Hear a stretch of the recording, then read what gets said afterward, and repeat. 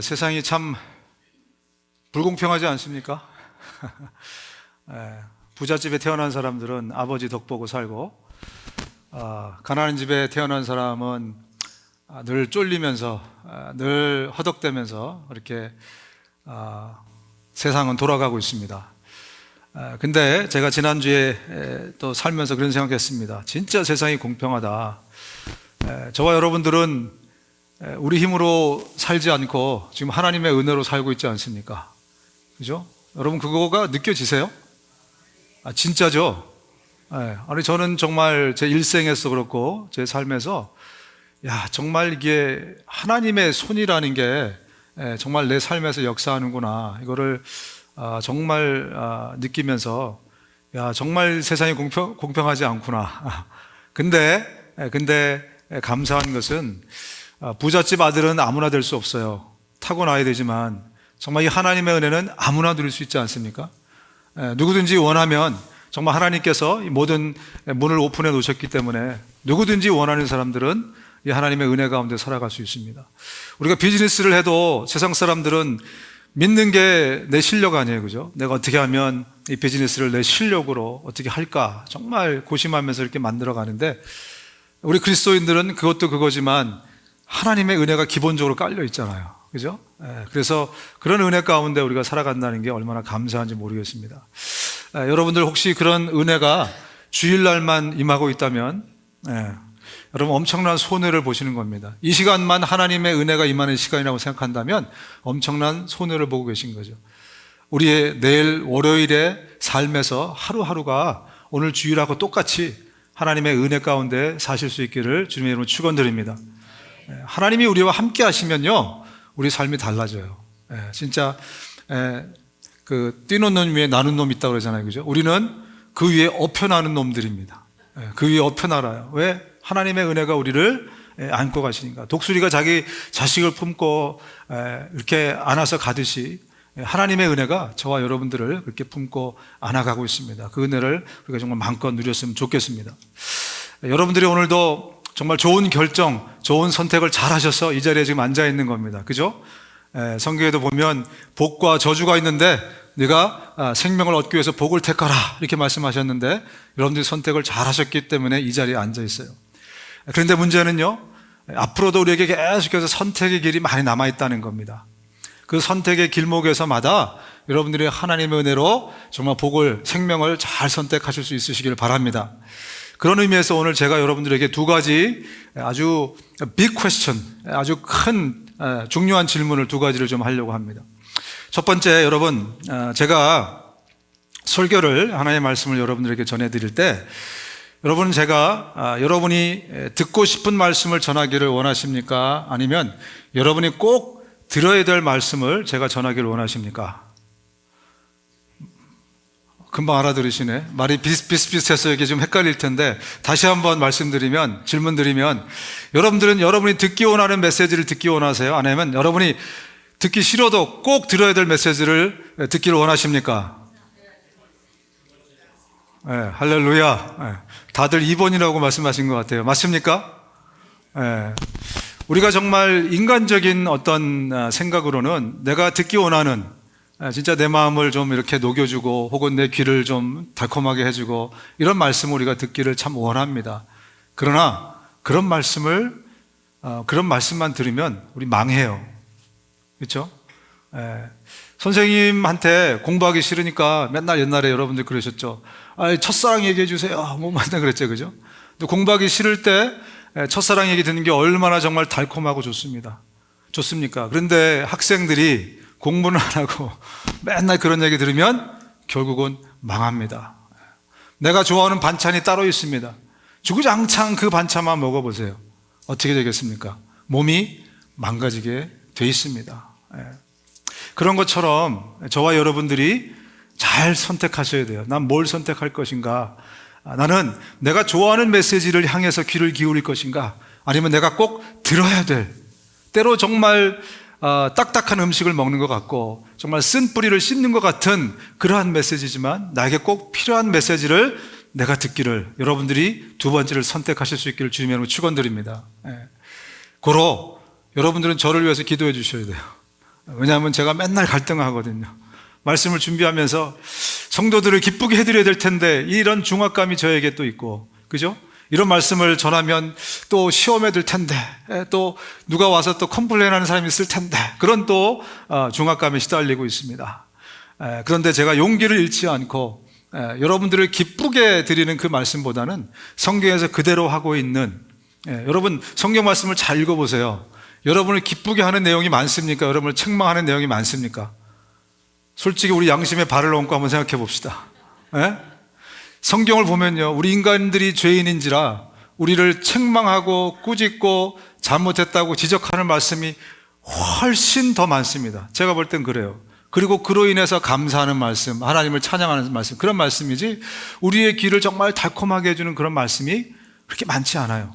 제가 성경 그대로를 설교한다면 어떤 내용의 설교가 더 많겠습니까? 지금처럼. 여러분 좀 불편하시죠, 그죠? 저 목사가 오늘 저런 얘기를 왜 하나. 그런 것처럼 오히려 우리의 마음이 불편해질 때가 더 많지만 그것이 우리를 살리는 것입니다. 그래서 제가 용기를 잃지 않도록 여러분들이 계속해서 기도해 줬으면 좋겠어요. 그래서 여러분들에게 정말 듣기 원하는 그 메시지보다는 하나님이 하시고자 하는 그 메시지가 늘 선포될 수 있는 단이 될 수 있도록 기도해 주시고, 또 한 가지 질문을 드리겠습니다. 여러분, 하나님의 말씀을 받고 난 다음에 그 말씀을 여러분들이 내 삶에다 갖다가 맞추십니까? 아니면 내가 내 삶을 말씀에다 갖다 맞추십니까?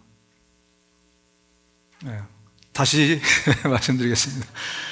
여러분의 많은 경험과 여러분의 많은 삶의 많은 그 것들이, 자산들이 갖고 있습니다. 말씀을 주시면 어떤 사람들은 그것을 그 말씀을 내 삶에다 맞춰요. 내 경험에다 맞추고 내 생각에다 맞춰요. 근데 어떤 사람들은 반대로 그 말씀에다 내 생각을 부딪힙니다. 내 경험과 나의 것이 있더라도 말씀에다 그것을 갖다가 부딪혀요. 그래서 내 삶이 말씀을 재단하는 게 아니고 말씀이 내 삶을 재단하는 거예요. 그러면 어떤 선택을 하시겠냐는 거예요. 물론 두 번째죠. 그죠? 물론 두 번째입니다. 우리가 하나님의 말씀을 들을 때 많은 현대 기독교인들이요, 많이 들었어요. 많이 알고 있어요. 또 많이 경험했어요. 그러다 보니까 하나님이 말씀하시면 그 말씀을 듣고 내 삶에다 맞춰. 내 삶으로 그 말씀을 재단하는 거예요. 뭐는 맞고 뭐는 틀리고 뭐는 이렇고 뭐는 저렇고, 아주 나쁜 습성이 우리 가운데 있습니다. 다시 첫사랑으로 돌아가서 우리가 말씀에다 내 생각을 부딪혀야 돼요. 말씀에다 내 삶을 깨트리셔야 돼요. 그래야 발전이 있습니다. 그래야 성장하고 그래야 믿음이 자라게 되어 있습니다. 이것을 위해서 저와 여러분들이 계속 기도했으면 좋겠고요. 제가 이 말씀을 왜 드리냐면, 우리 첫 단추가 잘못되면 아무리 뒤에 잘 끼워도요, 이게 옷 모양이 굉장히 이상해집니다. 그죠? 여러분들이 주일마다 설교를 듣고 말씀을 배우는데 이 첫 단추를 잘 끼워서 그 다음부터 진짜 하나님의 말씀이 나에게 보약이 되고 나에게 생명이 되고 그렇게 되었으면 좋겠습니다. 오늘 이 두 가지 질문을 베이스로 해서 오늘 그리고 다음 주 제가 두 번 좀 말씀을 나누기 원하는데, 어떤 말씀을 나누기 원하냐면 어떻게 우리가 잘 하나님의 음성을 들을 수 있을까, 하나님의 음성을 우리가 어떻게 잘 들을 수 있을까, 이것에 대해서 좀 두 주간 좀 나누려고 합니다. 본문으로 들어가도록 하겠습니다. 이러므로 우리가 하나님께 끊임없이 감사함은 너희가 우리에게 들은 바 하나님의 말씀을 받을 때 사람의 말로 받지 아니하고 하나님의 말씀으로 받음이니 진실로 그러하도다. 이 말씀이 또한 너희 믿는 자 가운데서 역사하느니라. 지금 이 바울은요, 데살로니가 교회를 아주 강도 높게 칭찬하고 있습니다. 뭘 칭찬하고 있습니까? 너희들이 내가 설교할 때 내 설교를 듣는 것을 사람 말로 듣지 않고 하나님 말씀으로 여러분들이 듣는다는 거죠. 그것을 굉장히 강도 높게 칭찬합니다. 그동안 바울이 복음을 전할 때 어땠습니까? 대부분의 유대인들은요, 아주 그냥 저 사람이 무슨 허튼 소리 하나 꼬투리 잡으려고 그러고, 무슨 말만 하면, 설교만 하면 그거 가지고 그냥 공격할 준비를 하고, 이런 태도로 그동안 많은 사람들이 들었단 말이에요. 대부분 사람들이 들었습니다. 그런데 이 데살로니가는 교회가 완전히 다른 거예요. 가서 복음을 전했더니 마치 스폰지처럼 너무나도 정말 그렇게 쭉쭉 빨아들이면서 하나님의 복음을, 하나님의 말씀을 들었다는 거죠. 그래서 그들의 믿음이 쑥쑥 자라갑니다. 그래서 그 믿음이 온 아가야에, 어디죠, 거기가? 마게도니아에, 마게도니아에 이렇게 소문이 난 그런 교회가 되었다라고 지금 바울이 엄청나게 칭찬을 하고 있는 겁니다. 여러분, 이 데살로니가 교회는 그래서 믿음의 소문난 교회입니다. 우리 믿음 생활에서 제일 중요한 것 중에 하나가 믿음이 자라는 거잖아요. 그죠? 여러분의 믿음은 지금 자라고 있습니까? 여러분의 믿음을 한번 진단해 보면서 나는 지금 세월이 이렇게 흘러가고 있는데 내 믿음도 세월 따라서 계속해서 자라가고 성장하고 또 성장하니까 성숙하고 그리고 성숙하니까 열매를 맺어가고 이런 삶인가를 한번 우리가 돌아봐야 되지 않겠습니까? 자가진단, 양심의 발을 얹고 자가진단. 나의 믿음은 정말 자라가고 있는가? 여러분, 우리 믿음은 어떻게 자라는 겁니까? 우리 믿음이라는 건 어떻게 해야 믿음이라는 게 자라죠? 성경에서 뭐라고 말씀하십니까? 믿음은 이렇게 생겨나고 이렇게 자라난다 라고 우리 로마서 10장 17절에 말씀하고 있습니다. 같이 한번 읽어볼까요? 시작! 그러므로 믿음은 들음에서 생기고 들음은 그리스도를 전하는 말씀에서 비롯됩니다. 믿음이 어떻게 생기냐면 하나님의 말씀을 들을 때 믿음이 생기는 거예요. 믿음이 어떻게 자라나냐면 하나님의 말씀을 들을 때 믿음이 자라나게 되어 있는 겁니다. 여기서 주의할 것은요, 말씀을 듣는다는 것은 단지 귀로 열심히 잘 경청한다만의 의미가 아니에요. 뭐가 있나요? 다른 손에는 듣고 순종하고 실천한다는 의미가 있습니다. 엄마 말씀 잘 들어. 여러분들 그런 얘기 많이 하잖아요. 그죠? 부모님 말씀 잘 들어야 된다. 막 여러분 박수 치잖아요. 그런 얘기 들으면. 그렇지. 잘 듣는다는 게 애들이 경청해서 잘 듣고 끝나버려. 잘 듣는 거야, 아니에요?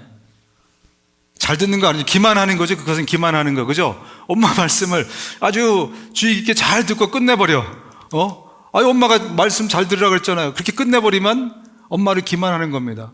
그런데 잘 들었다는 의미는 듣고 잘 순종했다는 의미죠. 그죠? 그래서 저와 여러분도 하나님의 말씀을 잘 들었다는 것은 듣고 감동받고 은혜받고 끝나버리면 하나님을 기만하는 거예요. 그죠? 잘 듣고 잘 순종해야죠. 그럴 때 어떻게 된다고요? 우리 안에 주시는 그 믿음이라는 게 그때 자란다는 거예요. 잘 듣고 잘 순종할 때. 그런데 우리의 믿음을 무너뜨리려고 하는 세력이 있습니다. 사탄은, 마귀는 늘 우리의 믿음을 무너뜨리려고 진짜 우는 사자처럼 우리의 이 눈에는 보이지 않지만 영적인 눈을 뜨고 보면 오늘도 우는 사자처럼 우리를 지금 잡아먹으려고 하고 있다는 겁니다. 그러면 여러분이 사탄이라면 어떻게 하는 것이 가장 이피션하게, 가장 이펙티브하게, 가장 효과적으로 우리의 믿음을 무너뜨릴 수 있을까요? 답은 생각보다 심플합니다. 믿음은 말씀을 들음으로 자란다 그랬으니까 말씀 듣는 길을 막는 거예요. 믿음은 말씀을 실천하는 것으로 자란다고 하니까 말씀을 실천하지 못하게 막는 거예요. 이 듣는 것과 실천하는 것만 막으면 그러면 우리는 믿음을 잃어버릴 수 있습니다. 성경에도 보면요, 믿음을 잃어버린 사람들의 이야기를 바울이 하고 있어요. 어떤 사람들은 이 양심을 저버렸고 믿음을 완전히 잃어버렸습니다. 후메네오와 알렉산더가 바로 그런 사람들인데 나는 그들을 사탄에게 넘겨주어 다시는 하나님을 모독하지 못하도록 징계를 받게 했습니다. 그들이 점점 하나님의 말씀에서 떠나서 세상의 이론이나 철학이나 아니면 거짓 선지자들의 말에 귀를 기울이기 시작하면서 하나님의 음성을, 하나님의 말씀에 귀를 막은 거예요. 그리고 실천하지 않은 겁니다. 그러면서 어떻게 됐다고요? 그럼 그걸로 끝나는 게 아니고 그들의 믿음이 그대로 보존되어 있는 게 아니고 믿음이 점점점 파산의 지경에 이르게 되는 겁니다. 참 신기해요. 그죠? 우리 믿음이라는 것은요, 우리가 아무 짓 안 해도 그대로 가만히 있으면 얼마나 감사하겠어요. 그죠? 근데 가만히 있으면 믿음은 어떻게 된다고요? 점점 파산되는 거예요. 점점 잃어버리게 되어 있습니다. 그래서 사탄은 오늘도요, 우리의 귀를 막으려고 무지하게 애쓰고 있습니다. 아니, 첫 번째로 여러분들이 말씀을 들으러 오는 길을 막으려고 굉장히 애쓰고 있어요. 지금 여러분들이 지금 뻥뻥 뚫린 길을 오셨지만 영적으로 보면 결코 뻥뻥 뚫린 길이 아니었을 것입니다. 이 영적인 엄청난 방해들이 여러분들을 이 자리에 앉아있지 못하도록 만들 겁니다. 근데 그것을 뚫고 여러분들 이 자리에 왔어요. 할렐루야. 이 다음부터 사탄은 어떻게 할까요? 여기 앉아있는 사람들을 대상으로는 사탄이 어떻게 할까요? 엄마도 부르고 아빠도 부르고 이게 예배당입니다, 여러분. 제가 어릴 때 예배당에서는요 막 뛰어다녔어요, 제가. 그래서 저희 장로님들이 저기를 여기 딱 잡고 여기 무지하게 아파요. 여기 말썽 피운다고 예배 시간에 조용히 하라고 맨날 그랬는데 그 모습이 참 그립습니다. 우리 교회가 그런 교회가 돼서 감사합니다. 여러분, 사탄은 지금 여러분들이 앉아있는 이 자리에 못 앉게는 방해하지 못하지만 이 자리에 여러분들이 앉아있을 때 어떻게 방해를 하냐면 바로 이 하나님의 음성을 사람의 소리로 듣게 하면서 방해하기 시작합니다. 무슨 말이냐면 하나님은 사람을 통해서 역사하시는데 사람들은요 하나님의 음성을 들을 때 하나님의 음성을 듣지 못하고 사람의 소리를 들어요. 저것은 하나님의 소리가 아니고 사람의 소리고, 하나님의 음성이 아니고 사람의 음성이고, 저거는 하나님의 말씀이 아니고 사람의 말이다 라고 여러분들을 속이기 시작합니다. 그러면서 우리의 귀가 닫히기 시작하고, 그리고 우리는 점점점 이 하나님의 말씀 듣는 자리로부터 멀어지기 시작해요. 여러분은 일단 여러분들이 그렇게 하나님의 음성 듣는 그런 귀에 방해를 받고 말씀을 막히기 시작한다면, 그러면 이제 나타나는 현상이 예배 시간에 딴 생각을 하기 시작할 겁니다. 졸기를 시작할 것입니다. 물론 어젯밤에 아주 피곤하셔서 드라마를 열심히 보느라고 피곤하셔서 그런 분들도 계실지 모르겠지만, 여기에는 영적인 방해가 있습니다. 듣지 못하도록 졸리게, 그러면서 점점 하나님의 그 생명의 말씀으로부터 귀를 막게끔 그렇게 만든 거예요. 그러면서 점점 예배를 빠지게 되죠. 그러다가 점점점 믿음에 파산하는 그런 사람들로 그렇게 만들어져 갑니다. 저는 이제 설교를 준비하는 사람이잖아요. 설교를 전하는 사람이잖아요. 저에게 불만이 있습니다. 무슨 불만이 있냐면, 하나님, 왜 이렇게 엄청나고 위대한 일을 이 부족하고 연약한 사람을 통해서 일하십니까? 차라리 천사나 영적 존재가 하나님의 메시지를 그대로 전하면 우리는 실수하잖아요, 인간은.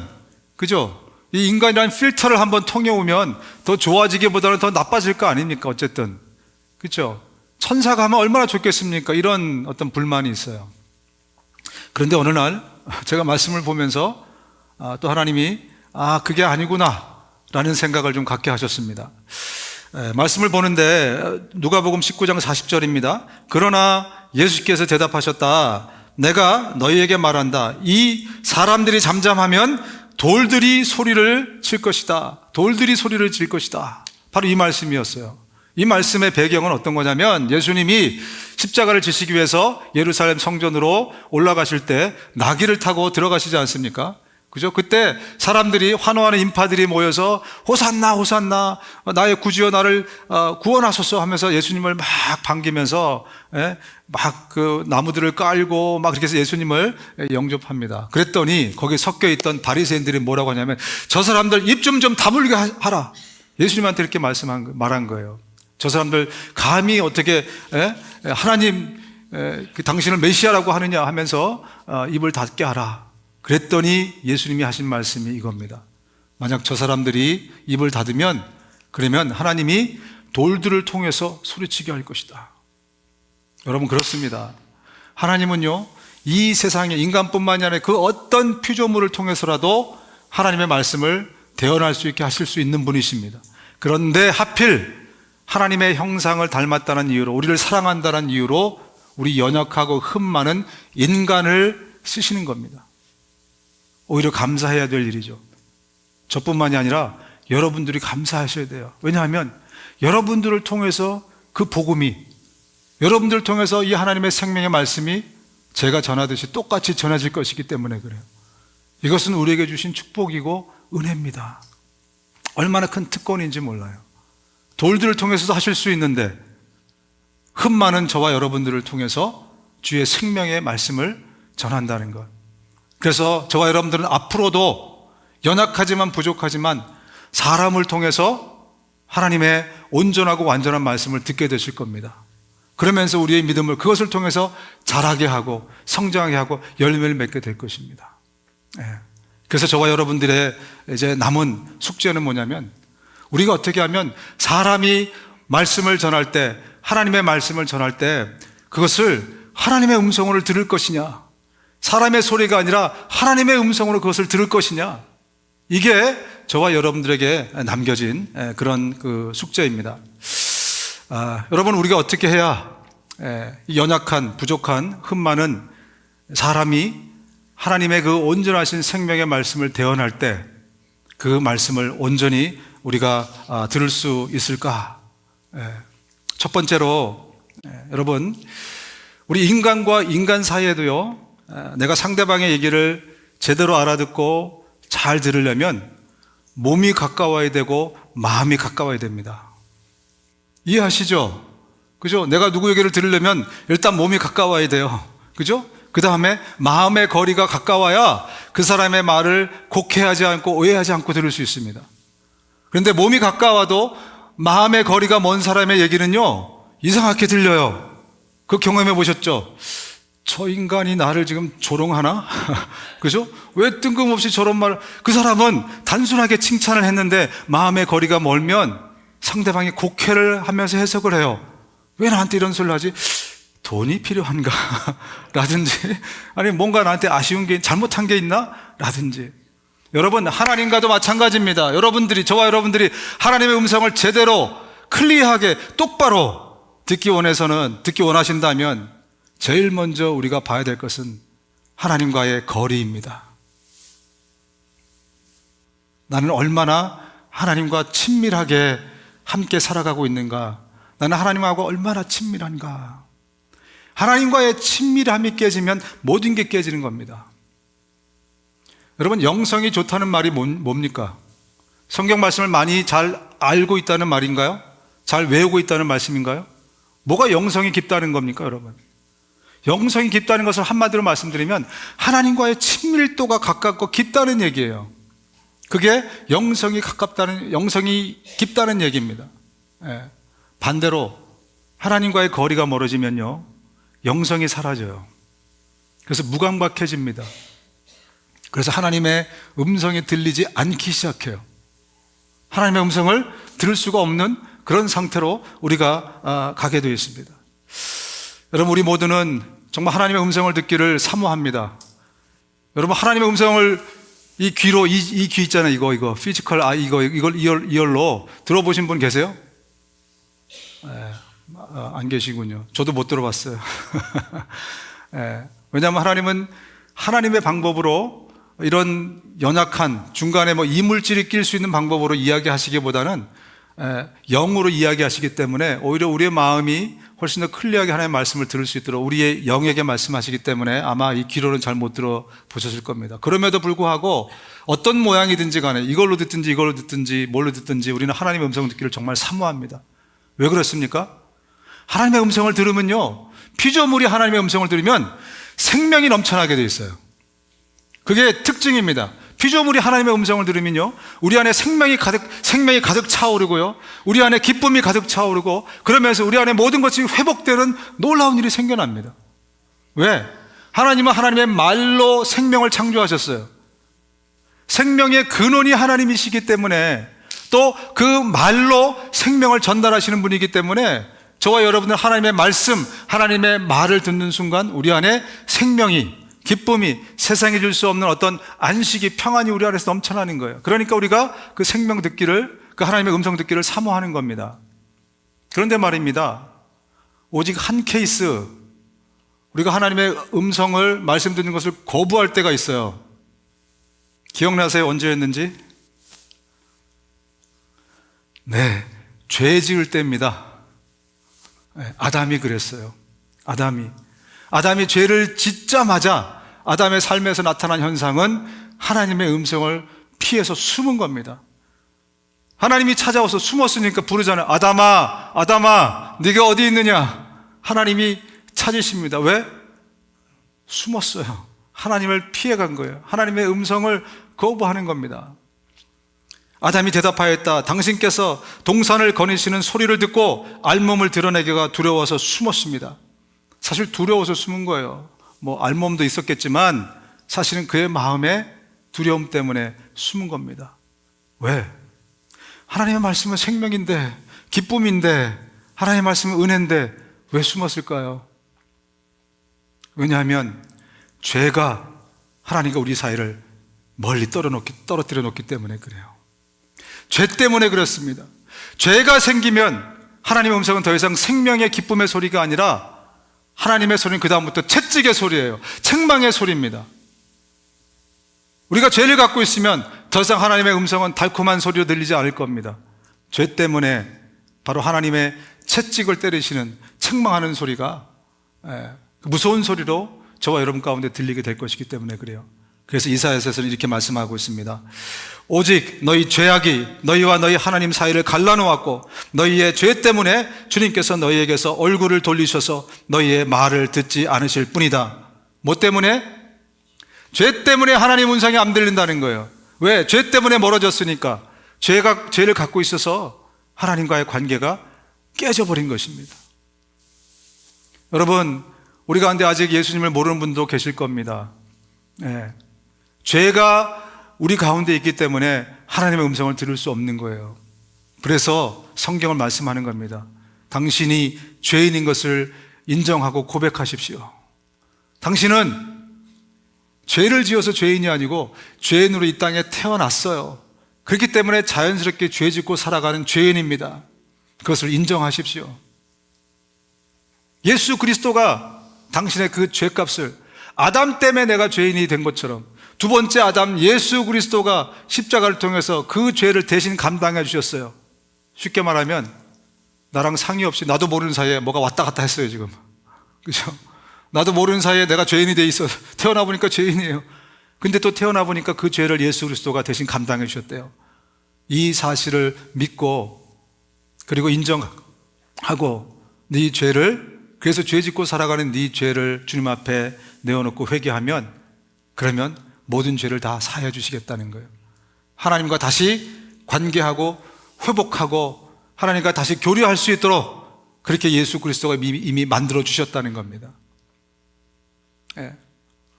여러분, 죄가 가운데 끼어 있으면 우리는 하나님하고 관계가 막히기 시작할 겁니다.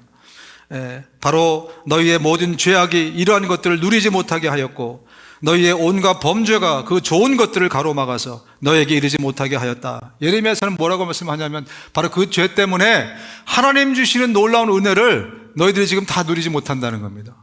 하나님이 주시는 복락이 굉장히 많은데 뭐 때문에 못 누린다고요? 죄 때문에. 왜? 죄가 하나님과 우리 사이를 갈라놨기 때문에 하나님의 은혜가 우리 안에 들어올 수 없다는 거예요. 그래서 여러분, 우리가 다시 한번 생각해야 될 것은 뭐냐면 우리의 지금 삶에서 막혀있는 모든 것을 어떻게 풀어가야 하느냐. 하나님하고 이것을 풀으셔야 돼요. 여러분들은 인간관계가 갑자기 복잡해지고 어려워졌어요. 그러면 이 인간관계를 풀려고 막 애를 씁니다. 그런데 정작 풀려고 애써 보세요. 어떻게 돼요? 더 꼬이죠? 그죠? 지난주에 더 꼬이셨죠? 그죠? 나 이거 풀어보려고 애썼는데 이게 더 월스가 돼버렸어요. 이것을 어떻게 푸셔야 되냐면 여기서 푸셔야 돼요. 하나님하고의 관계에서 푸셔야 됩니다. 왜냐하면 아까 초반에 말씀드린 것처럼 저와 여러분들은 하나님의 은혜의 손길 가운데 살아가는 사람들이에요. 저와 여러분들이 늘 하나님과 동행하고 성령께서 우리 안에 계셔서 성령께서 인도하시는 삶을 살아간다면 우리 삶에 우연이라는 것은 없습니다. 그 얘기는 뭐냐면 우리의 삶에서 뭔가가 막히면 이것과 막힌 게 아니고 하나님하고 막힌 거예요. 내가 어떤 일을 막 지금 하고 있는데 그 일이 갑자기 막혔어요. 왜 막힌지 아십니까? 하나님하고의 뭔가가 막혔기 때문에 그 일이 막힌 겁니다. 어떤 관계에서 문제가 생겼다면 그 사람과의 관계의 문제가 아니라 하나님과의 관계의 문제가 생겼기 때문에 이것이 생긴 거예요. 그럼 해답은 뭡니까? 하나님과의 막힌 담을 허셔야 됩니다. 하나님과의 관계를 회복하셔야 돼요. 그러면 세상의 모든 것들이 다 풀려가게 돼 있어요. 여러분, 아담이 죄를 지은 다음에 아담만 저주를 받은 게 아니에요. 뭐라고 말씀하고 있습니까? 이제 땅이 너 때문에 저주를 받을 것이다. 아담 때문에 모든 만물도 다 저주를 받았어요. 아담이 회복되니까, 하나님과 회복되면 모든 것이 다 회복되는 겁니다. 저와 여러분들이 이 비밀을 좀 알았으면 좋겠습니다. 때로 목사가 미워질 때가 있습니다. 할렐루야. 다 경험하셨죠? 저도 그랬으니까. 왜 그런 줄 아십니까? 목사는 하나님과 대리하는 사람, 하나님을 대리하는 사람이라고 생각해요. 목사가 미워지고, 사모가 미워지고, 목자가 미워지고, 목녀가 미워지고, 교인들이 미워지고, 막. 근데 사실은 목사가 미운 것보다요, 하나님하고 뭔가 문제가 생긴 거예요. 그러면 하나님을 대리한다고 생각하는 목사가 미운 겁니다. 그러면 하나님의 말씀이 안 들리기 시작해요. 사람의 말로 들리기 때문에. 그런 부작용이 일어나기 시작합니다. 그래서 뭐 저한테 잘하라는 얘기 드리는 게 아니고요. 우리 삶의 모든 문제는 다 영적인 문제들이기 때문에 이 문제를 하나님하고 먼저 해결을 하셔야 된다는 말씀을 드리고 있는 겁니다. 하나님하고 문제 해결되잖아요. 그럼 교회 문턱을 딱 밟는 순간 구름을 밟는 것 같아요. 구름을 밟는 것 같아요. 예배당에 딱 들어오는 것 자체가 얼마나 정말 처음부터 감동의 도가니. 설교 듣기 전에 본문을 읽는데 그렇게 은혜가 벌써 다가와요. 뭐 때문에?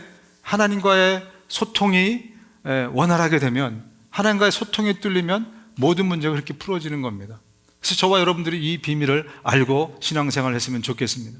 우리 선조들은요, 믿음의 선조들은 이 비밀을 알고 있었어요. 요셉이라는 분을 기억하십니까?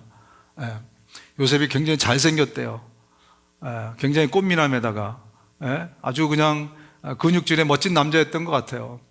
그런데 그 보디발, 자기가 이제 노예로 있는 그 집 주인이죠. 보디발의 아내가 호시탐탐 노리다가 어느 날 갑자기 나랑 같이 침실로 가자 이렇게 요구를 한 겁니다. 19금 얘기인데 성경에 써 있어서 제가 하는 얘기입니다. 그랬더니 요셉이 뭐라고 해요? 요셉이 이렇게 얘기를 합니다. 내가 어찌 이런 나쁜 일을 저질러서 하나님을 거역하는 죄를 지을 수 있겠습니까? 지금 만약에 침실로 가면 누구한테 죄 짓는 거예요? 남편한테 죄 짓는 거 아니에요. 보디발이라는 사람한테 죄 짓는 거 아니에요. 그죠? 그의 아내를 지금 그렇게 하는 거니까. 그런데 요셉이 어떻게 얘기를 해요? 내가 이렇게 간음하는 것은 뭐라고요? 하나님께 죄를 짓는 것이다. 요셉이 왜 이런 얘기를 했을까요? 지금 보디발의 아내는 하나님의 하자도 모릅니다. 그러나 요셉은 알았던 거예요. 하나님과의 형통은 모든 것의 형통이고, 하나님 앞에 막힘이 있는 것은 모든 것과의 막힘이에요. 요셉은 그 비밀을 알고 있었던 것입니다. 그래서 성경은 이렇게 말하죠. 여호와께서 요셉과 함께 하심으로 그가 형통한 자가 되어 그의 주인 애굽 사람의 집에 있으니 그의 주인이 여호와께서 그와 함께 하심을 보며 또 여호와께서 그의 범사에 형통하게 하심을 보았더라. 그러면 보디발 얘기하는 건데 보디발이 크리스찬입니까? 쉽게 말하면 아니죠. 하나님의 하자도 모르는 사람, 여호와의 여자도 모르는 사람입니다. 그러나 그는 하나님을 봤어요. 누구를 통해서? 요셉이 복받는 것을 통해서 하나님이 존재하는 걸 알게 되었어요. 이것을 다시 말하면 하나님과의 형통은요, 모든 것과의 형통입니다. 그것을 보디발도 본 거예요. 당사자인 요셉은 그것을 너무나 잘 알고 있었기 때문에 하나님과의 형통이 나의 삶의 형통이구나, 하나님과의 막힘이 나의 모든 것의 막힘인구나를 삶으로 실천하고 있었던 겁니다. 뿐만 아니라 다윗은 어떻습니까? 다윗은 이 시대에 놀라운 영웅처럼 되어 있지만 적어도 한 사람, 우리야라는 장군, 그 사람한테는 인간 쓰레기입니다. 다윗은. 왜? 자기 아내를 겁탈한 거잖아요. 그죠? 그 다음에 거기서 애까지 낳았어요. 거기다가 자기까지 죽였어요. 쓰레기도 이런 쓰레기 어디 있습니까? 그죠? 근데 다윗이 회개합니다. 다시 회개하는 그 장면을 시편 51장에 기록하고 있는데 같이 한번 읽어보겠습니다. 시작. 주님께만, 오직 주님께만 나는 죄를 지었습니다. 주님의 눈앞에서 내가 악한 짓을 저질렀으니 주님의 판결은 옳으시며 주님의 심판은 정당합니다. 우리야 장군 편에서 이 회개의 시를 읽으면 정말 이게 말이 안 되는 시입니다. 용서를 빌어도 나한테 빌어야지 하나님한테? 그다음 뭐라 그래요 지금? 오직 주님께만 나는 죄를 인정합니다. 죄는 나한테 져놓고 주님께로만. 저는 처음에 이게 이해가 안 갔습니다. 근데 이 말씀을 묵상하면서 깨닫게 됐습니다. 아, 다윗의 회개의 초점은 하나님과의 관계 회복에 있구나. 무슨 말인가? 하나님과의 형통은 모든 것과의 형통입니다. 하나님과의 막힘은 모든 것과의 막힘입니다. 이것을 다윗은 알고 있었던 겁니다. 여러분, 우리가 영적으로 무뎌져 있으면, 하나님과의 관계가 벌어져 있으면 우리는 하나님의 음성을 들을 수가 없습니다. 그래서 제일 중요한 것은 내가 지금 하나님과 얼마나 가까이 있는가, 내 안에 죄는 있지 않는가, 나는 하나님과 얼마나 친밀한가, 이것을 살펴보셔야 된다는 거예요. 신약에도 똑같이 나와 있어요. 부자 청년이 쫓아오잖아요. 예수님, 어떻게 영생을 얻을 수 있습니까? 예수님 뭐라 그래요? 너 혹시 10계명을 아느냐? 10계명 중에서 5계명부터 6계명을 알고 지키고 있느냐라고 물어보십니다. 10계명이 10가지 계명이잖아요. 그죠? 5계명부터 10계명까지는 인간과 인간 사이에서 일어나는 그런 일들에 대한 계명이에요. 그죠? 그래서 이렇게 말씀하죠. 너는 계명을 알고 있을 것이다. 살인하지 말라, 간음하지 말라, 도둑질하지 말라, 거짓 증언하지 말라, 속여서 빼앗지 말라, 네 몸을 공경하라. 근데 왜 예수님이 1계명부터 4계명은 쏙 빼놓고 5계명부터 10계명까지만 얘기하면서 너 이거 잘 지키고 있느냐 이렇게 물어봤냐는 거죠. 그랬더니 청년이 뭐라 그래요? 아주 잘 지키고 있습니다. 아주 우쭐해가지고 아주 잘 지키고 있습니다.